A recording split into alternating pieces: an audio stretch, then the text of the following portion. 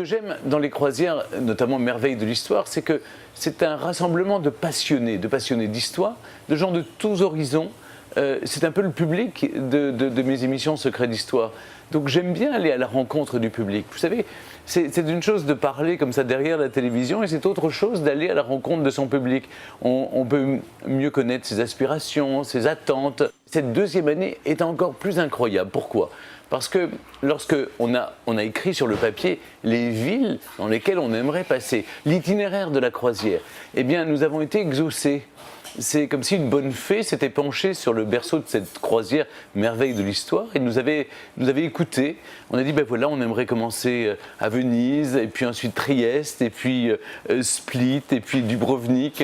Bref, toutes les villes absolument magiques, et ça va se poursuivre par Corfou, évidemment. J'aime faire cette croisière Merveille de l'Histoire, surtout avec Luc Ferry et Dominique Roget.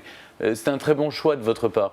Pourquoi ? Parce que Luc Ferry est une personnalité éminente, qui connaît parfaitement bien les mythes grecs, qui a réfléchi, qui a travaillé, qui sait communiquer son savoir, sa passion, qui est habitée en quelque sorte. Et quant à Dominique Roget, c'est un véritable passeur d'histoire.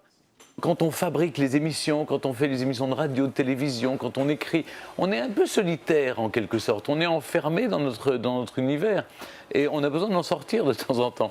Donc pour moi, c'est une fenêtre ouverte sur le monde, c'est une récréation et en même temps, c'est une rencontre.